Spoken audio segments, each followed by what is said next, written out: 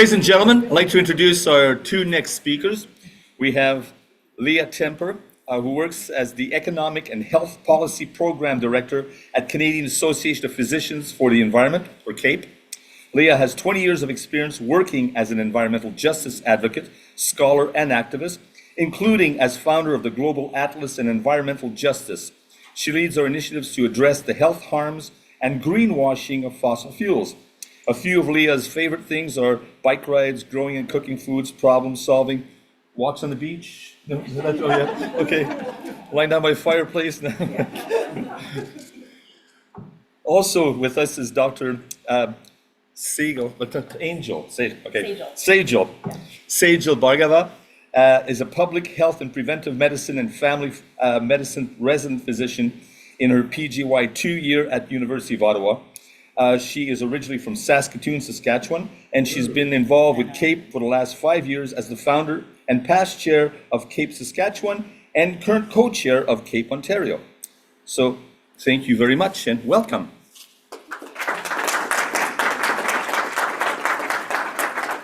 Thank you, and it's wonderful to be here. This is an amazing event, and we're both gonna be talking to you today about Bill 372, an act respecting fossil fuel advertising, and we'll also talk about the work we've been doing over the past few years, campaigning from the Canadian Association of Physicians for the Environment on a tobacco-style ban on fossil fuel advertising. And the name of the campaign is Fossil Fuel Ads Make Us Sick. And thank you. This one? Oh, I think are we in the wrong thing? Okay. usually going through and do it. This is on us. Sorry, we are experiencing technical. Oh, there we go. There, yeah. Okay. So Bill C-372 was presented by the NDP MP Charlie Angus on February 6th. And I mean, as you can see from the preamble, the bill, I mean, to people like us, just seems sort of common sense. We're in the middle of a climate emergency. To continue to promote and advertise for fossil fuel products just sends a confusing and contradictory message. It undermines our climate commitments. And as we're gonna kind of make the case for you, there's a whole range of reasons why it just makes sense. And the bill in a nutshell would mean that the oil and gas industry and coal, of course, would not be able to advertise, to promote their products, and to continue to mislead the public about the health and environmental effects posed by their products. And we just got very exciting news a couple days ago that the bill will come to second reading sooner than I thought. So that's the good news, very good news. Will probably happen in the second week of the session. The drawback to that is that we had planned like a lobby day, maybe a dedicated lobby day about this bill, but it means that we will have much less time to reach out to MPs to ask them to support it. So all the more reason why these lobby days are so great. And it's also, if you can, you know, we'll kind of have our asks at the end, but certainly if you can reach out to your MPs over the summer, because we think this is a really key moment. Of course, the bill probably will not have time to actually become law, even assuming the momentum and the support were there for the bill before the next election. But there's people admitted. Welcome, Laura. But we think it's really, really important that this bill at least makes it into committee and that we can have this debate publicly. Just the fact of this being presented and having a fulsome debate about these issues is so important right now, as you can imagine. Just to clarify, the second week of the session would be? Last week of September or first week of October is what we're looking at now. Thank you. So here is some news about our press conference when we presented the bill, and a shout out to Emily Tremblay from the Canadian Association of Nurses for the Environment, and also Sehjal, who were all there with us at the press conference, as well as another colleague from For Our Kids, Jennifer Smith. So why this bill? Well, firstly, to note, Sehjal's going to talk about the health issues, but this bill is under the Health Act, and its primary goal is to protect health and to enhance public awareness of the hazards associated with fossil fuel extraction and burning. Of course, to support our climate ambitions, we need to reduce the visibility of polluting energies, acknowledge the role that advertising and behavioral change broadly have to play in the transition, and of course, the common sense argument, why would we continue to promote products that we've already committed to actually phasing out? And then the last one is the greenwashing piece. We need to stem the ongoing deception. Okay, hi everybody. So I'm part two of this presentation. I'm going to speak mostly on the health harms, and if you have policy questions, please ask Leah. So like tobacco and like the campaign that this campaign is based off of, there are health harms and health risks associated with fossil fuel use and fossil fuel advertising that's currently not being disclosed or being, is not out there to allow people to make informed decisions and actually provide like informed consent for consumption.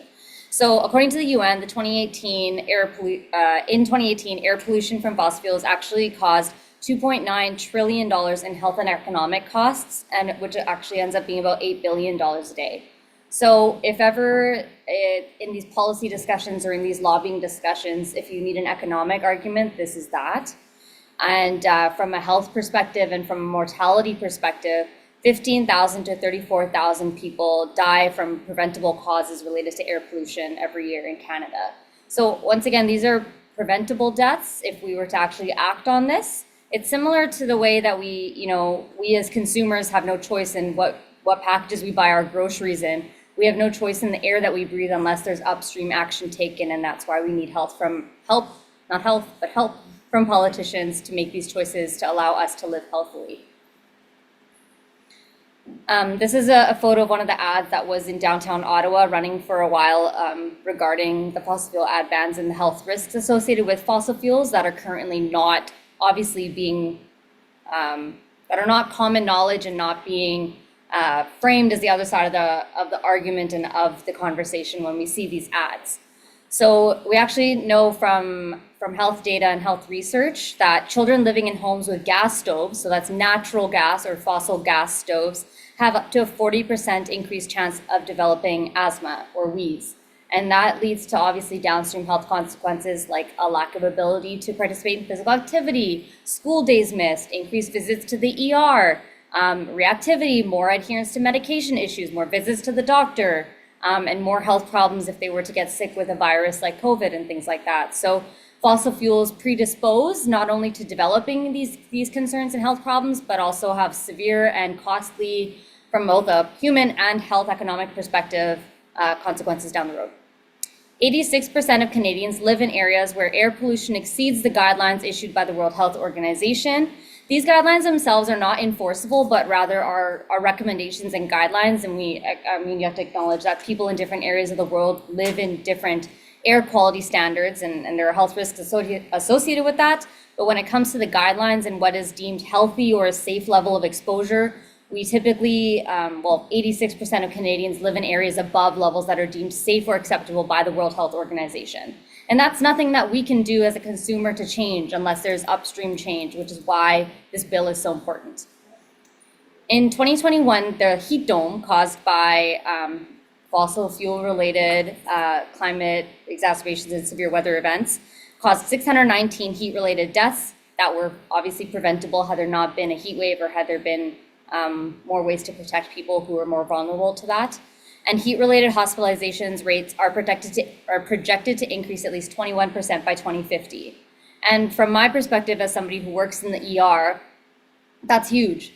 That's a lot more presentations for dehydration, for heat-related exhaustion, for worsening mental health, for worsening, chronic disease management because of extreme heat-related events, and this completely is linked back to usage of fossil fuels. And so if we were to help find ways to mitigate fossil fuel emissions and reduce those emissions, we actually prevent health consequences and actually promote a healthier Canada. The incidence of Lyme disease from warming temperatures, so speaking from like a viral vector standpoint, has increased 10 times from 2019 to 2018 and is projected to rise another 6 times by 2050 in Canada. This is because the tick that carries Lyme disease has typically been found in warmer environments found in the northern US, but not typically in environments in southern Canada. But now we see these ticks spreading up north as the temperatures rise here in Canada, and we're dealing with more cases of Lyme disease, which is a public health problem, as well as something that we see in the ER and can lead to really negative health consequences if left undetected and untreated.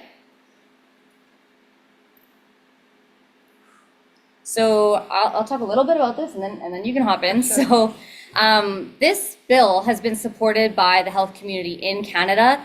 750,000 health professionals and organizations have signed on to this in support of this bill. This is not something that's like extremely radical in a way. Like, we're actually just asking for information to be provided for people to make informed consent about what they're consuming.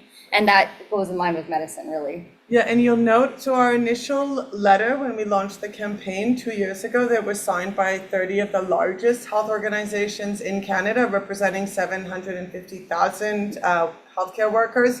It also included a ban on advertising of fossil-powered cars as well.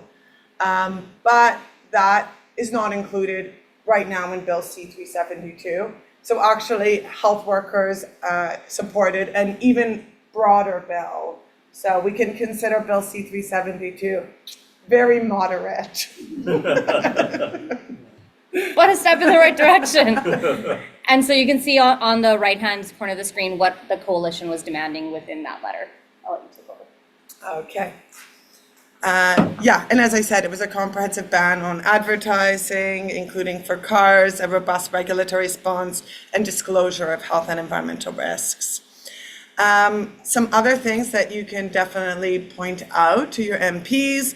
So other countries and jurisdictions are already doing this, and new ones every single day. So France has already banned the advertising of fossil products and industries, and Ireland presented a bill just weeks after we did that I still haven't found out kind of how that came about and whether it was inspired by us. But here this is a newspaper article that says the current transport minister actually is not ruling it out. So it's, not something that is not happening in the rest of the world. It's already happening in Europe. And then meanwhile, cities around the world, from Australia to Europe to the UK, are banning adverts not only for fossil fuel products, but also for a range of highly polluting and carbon intensive products. So the latest one, this is just from a couple days ago, is that the Edinburgh City Council banned the advertising for fossil companies, for airplanes. Some places in the Netherlands have even banned ads for meat. And as you can see, they say a failure to do so would undermine the credibility of their climate emergency declaration, and that it's just basic common sense. And even in Montreal, we've also been pushing for this at local levels. So there has been some instances, the Pathways Alliance ads, which I'll show you shortly if you haven't seen them yet, were already taken down by Montreal's bike share service. And then the transport company in Montreal said that they would like to ban fossil fuel ads on their network. The BC Greens have presented a private member's bill pushing for a fossil fuel ad ban at the provincial level. And then we've been also supporting calls here in Ottawa to ban fossil fuel ads on city property. Shocking statistic, fossil fuel ads currently represent about 20% of the ads in the city, which, sounds like there would be a hidden revenue, but I mean, in the end, it doesn't come to a lot in terms of revenue, but it is a lot of what I would call visual pollution, certainly. So they're undertaking a study looking at looking at the question of fossil fuel advertising in the city. So as we said, the other main thing of this bill is to stem the disinformation. And we know that, like the tobacco industry, big oil has a history of deliberately suppressing evidence on the damage they are doing to people's health and the planet, and have spent billions on greenwashing campaigns. In the past, it was really taking the form of climate denial, but increasingly this is taking the form of greenwashing and kind of giving the appearance that fossil fuels have a place in a climate-safe future, and we know that is not true. So this sort of greenwashing, it impedes informed consumer decision-making, undermines public support for effective climate action, and of course, is and has been very effective at what the advertising is aiming to do, which is to delay the transition to a safer and cleaner energy alternatives so they can keep on raking in profits. And this is just to give you a sense, the type of greenwashing that we're seeing all the time, specifically from the oil and gas industry. So the Pathways Alliance, which is the 6 biggest tar sands companies, have a campaign, the biggest ever campaign. I found out that that campaign got 1.5 billion impressions for that campaign alone. And the campaign is called, wait for it, Let's Clear the Air. There's the biggest polluters on the planet. Their ad campaign is called Let's Clear the Air. And they say they're on a path to net zero emissions. So we know that net zero oil is impossible. As Charlie Angus said, it's like Benson and Hedges telling you they have like a safe and clean cigarette. This is ridiculous. There's also been a lot, like natural gas companies. Maybe you've seen a lot of ads where they're kind of talking about natural gas and it's featuring a banana peel, or this ad from Energy, or what if our table scraps could be used to heat our home, promoting renewable natural gas. It gives people the impression that renewable gas, the gas coming into their homes comes from cow farts and compost. The reality is that it's less than 1% of the gas, and it would be very hard to scale that up. So it's 99% of the ads right now, but it's 1% of the gas. And that's something that's called cherry picking, and it's simply false and misleading. Can I add something? Yeah. So like my understanding of this would almost be as if they were to say, we've made a cigarette from like organic materials. It's like, okay, great, but you're still inhaling that. It's still causing lung damage. So, you can't okay, maybe your production of oil and gas is like carbon neutral, but the effect of burning oil and gas is releasing methane into the atmosphere. So therefore, this can never be a net zero process. It's going to release carbon and methane emissions. And so that's where I think the misinformation stems from, and that's how I understand it.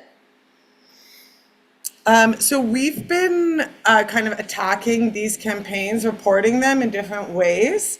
We opened so far cases with the Competition Bureau against the Canadian Gas Association for this campaign, where they say natural gas, this is their actual ad, why natural gas is the smart choice for your new home. And here's our corrected ad where we say why natural gas is the wrong choice for your new home because it increases your child's incidence of having asthma. So we brought that to the Competition Bureau.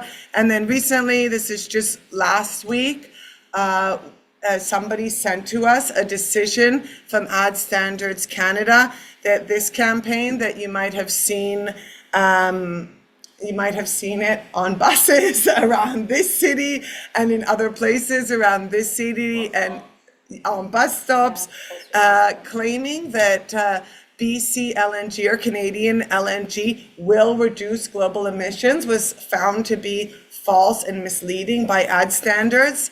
The problem was that ad standards hasn't actually published any of their cases since 2021.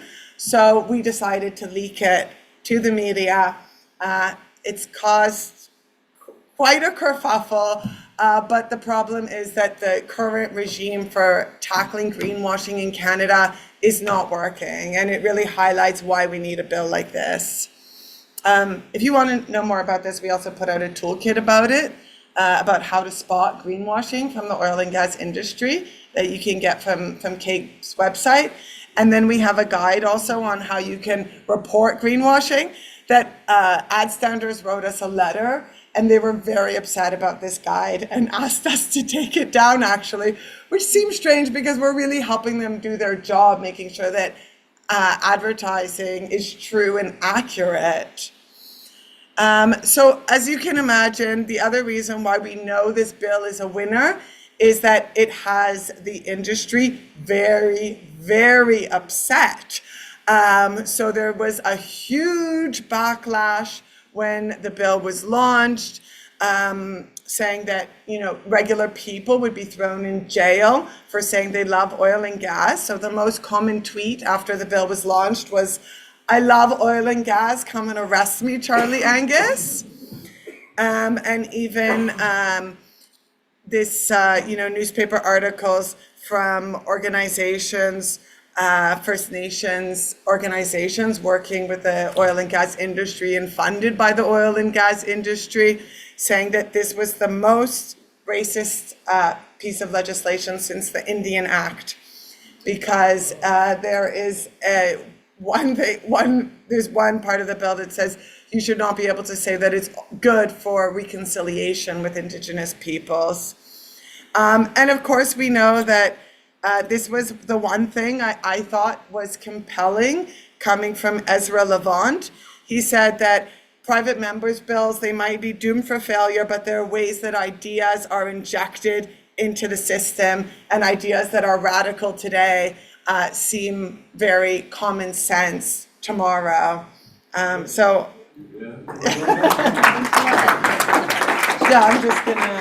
just gonna finish up and then I'll take your questions.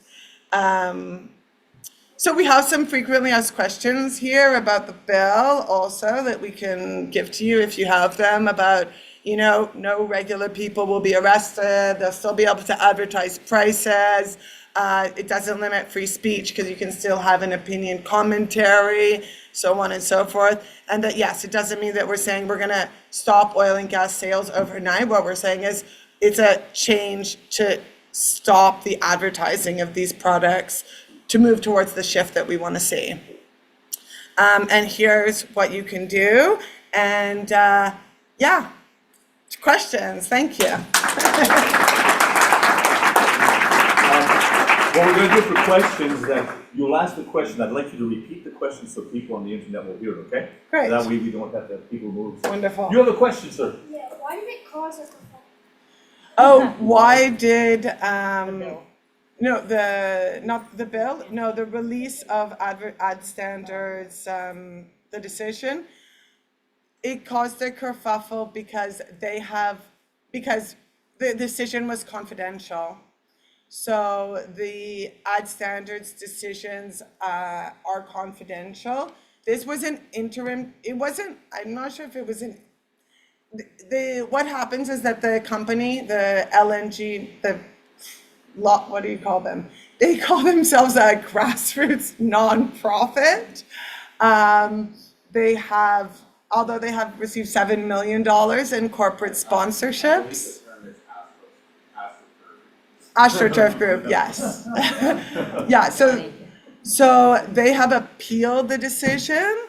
Therefore, ad standards now says that it was an interim decision, but their decisions would always be confidential until they would publish them. The problem is they haven't published any decisions in more than 3 years, which has been an ongoing frustration of ours, because they haven't updated their greenwashing guidelines since 2007.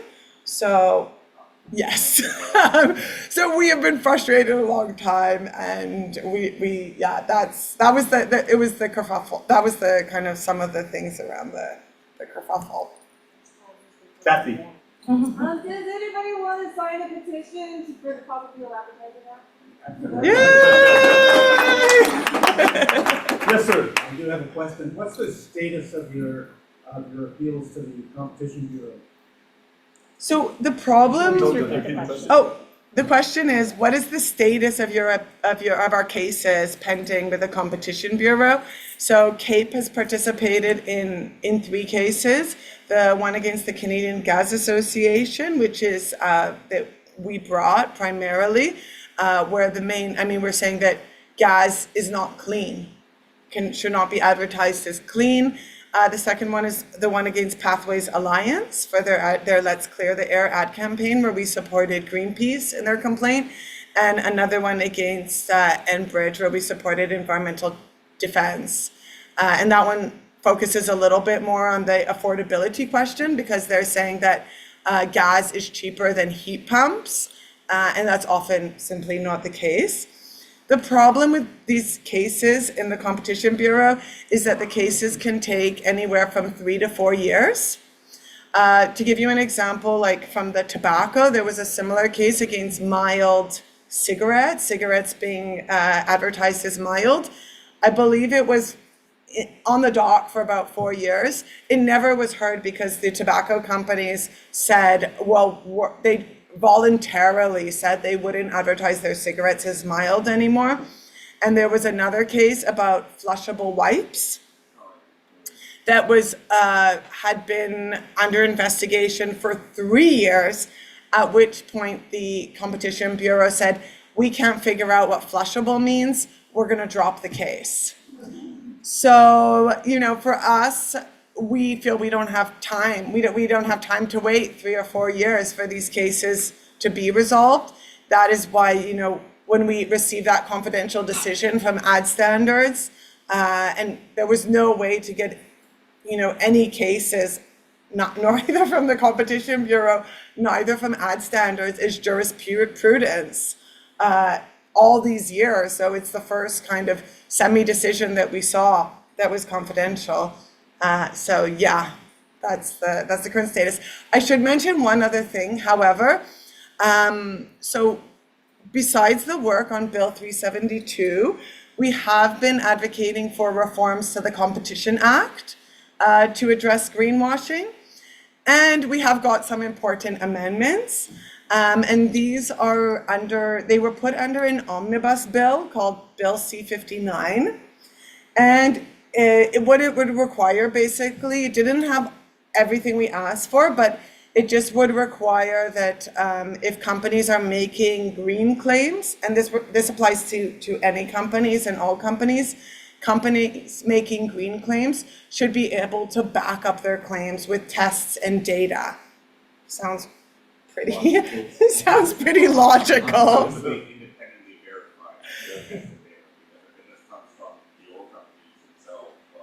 Well, we haven't got that far yet. This is just an in. It's the first time that the word of any mention of the environment has entered the Competition Act altogether, because anything environmental in the competition community is considered very ideological, even though the entire economy comes from the environment. I'm an ecological economist, so, but we'll move past that for now. So it was making its way, through the House of Commons. We got some amendments that we wanted initially, like the obligation to verify, not to verify your claims, but to have data backing up your claims was only for products.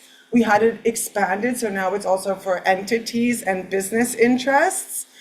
We wanted companies to be able to be forced to disclose that data to consumers, but we were not able to get that.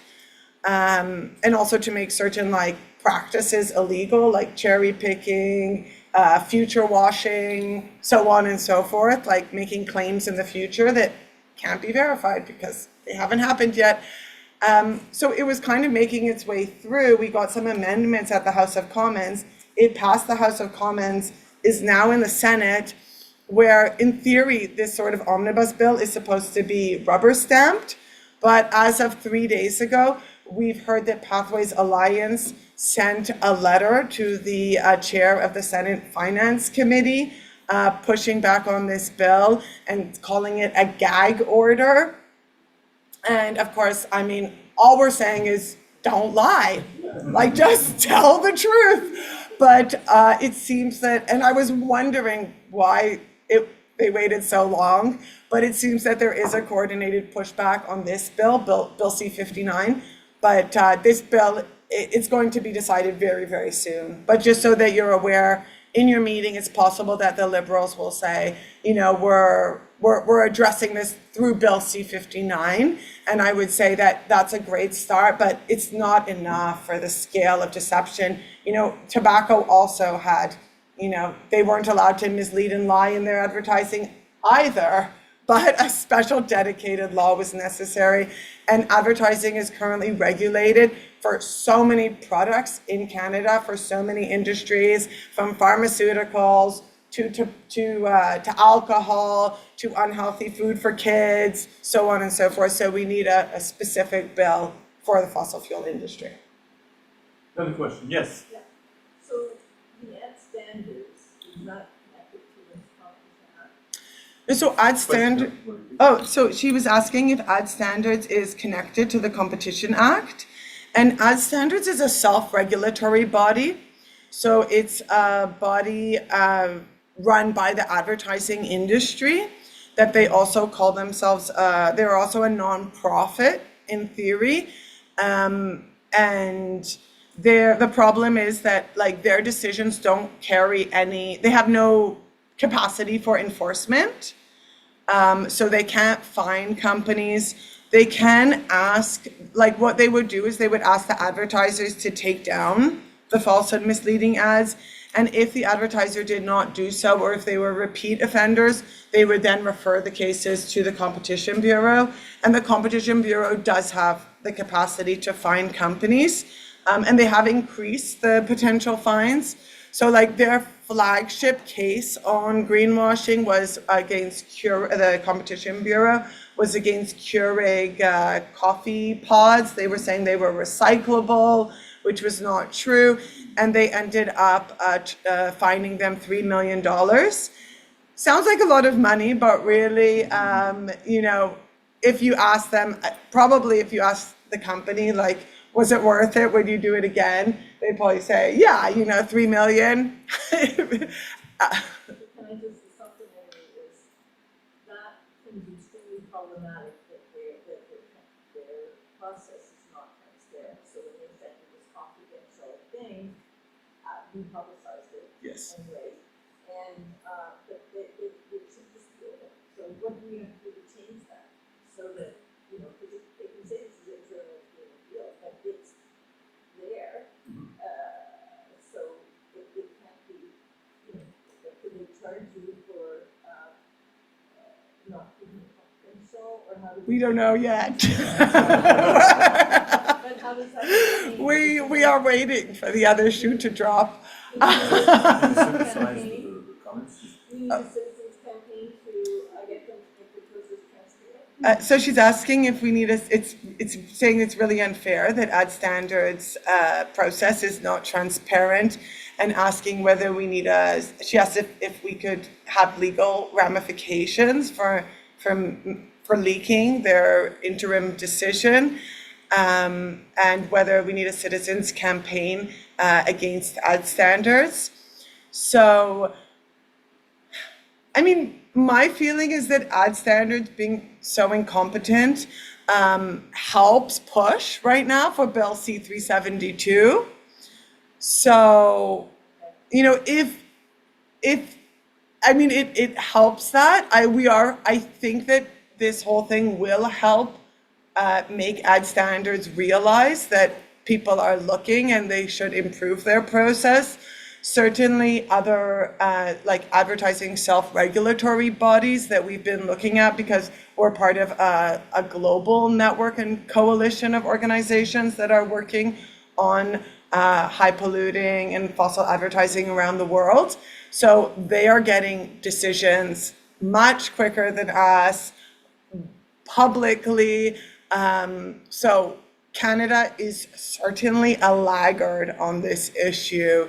And I do think Ad Standards needs to improve their practices, not only for, of course, fossil fuel advertising. I mean, given the level of greenwashing of all industries, when you walk downtown, there's net zero toilet paper and like everything is carbon neutral, everything is net zero.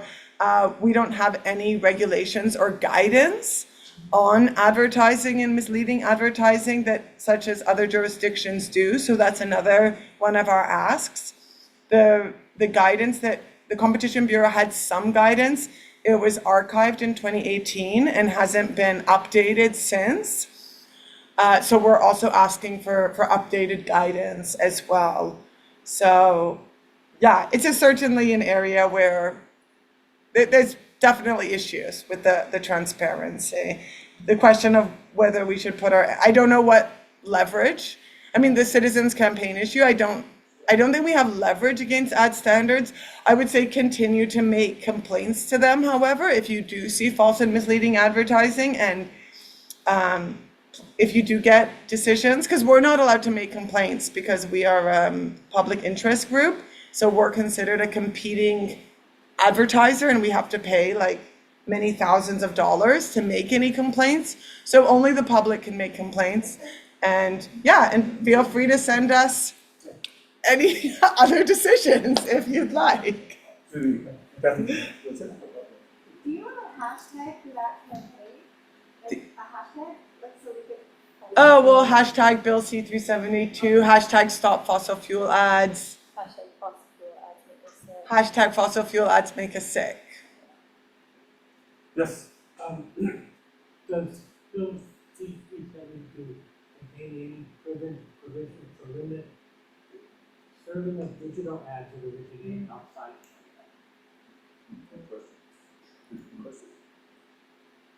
Canada? That's too technical for me. I don't think it's even got into that level of detail yet, as far as I know. And I don't know if that's been identified as a major issue. You're saying these would be ads from, Outside Canada. So say an American interest group, fossil fuel interest group, or a fossil fuel company created ads, served them over the internet to computers, IP addresses located in Canada. yeah. Would this still limit?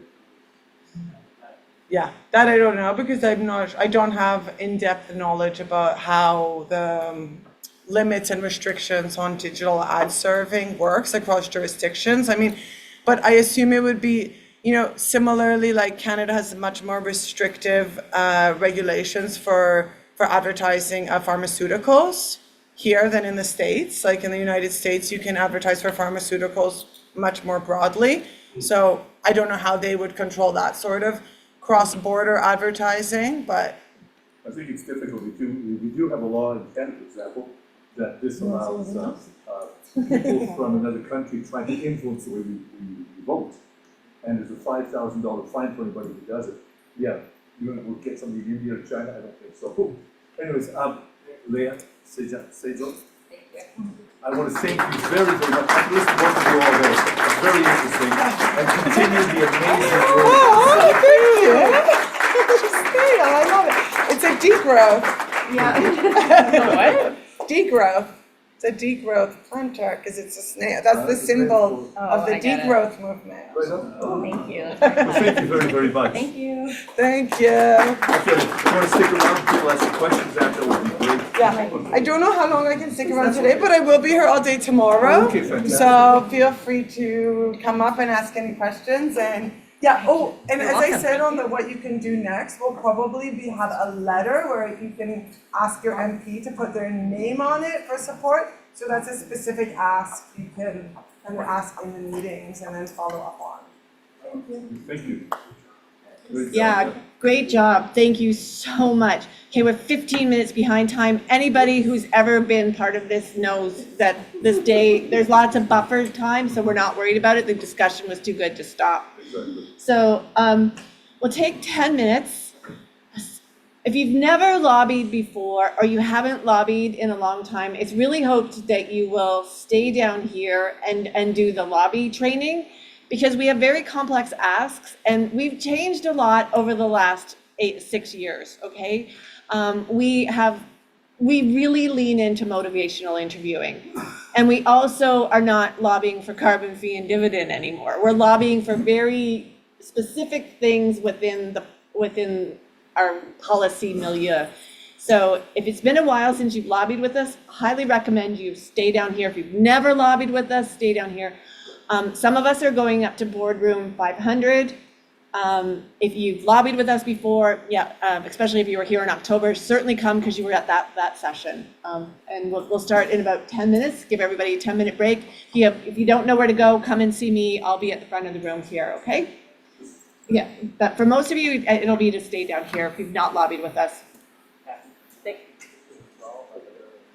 What's that? We're going to, Oh yeah, Zoom, you can go now. Thanks for joining. See you tomorrow, same time, same place.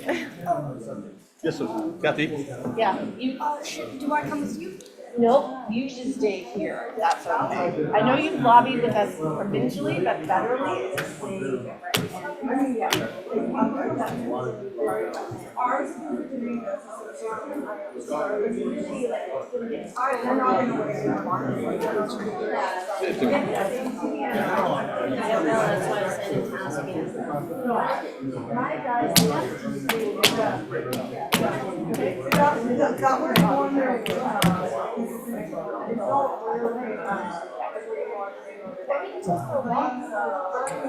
you go order 500.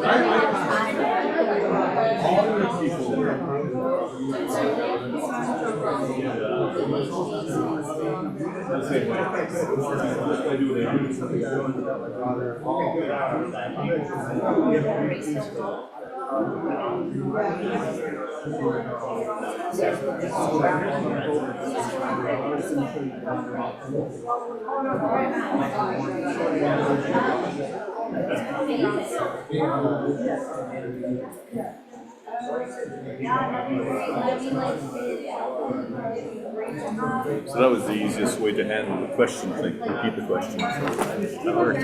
Where people have to walk up here and talk to the computer. No.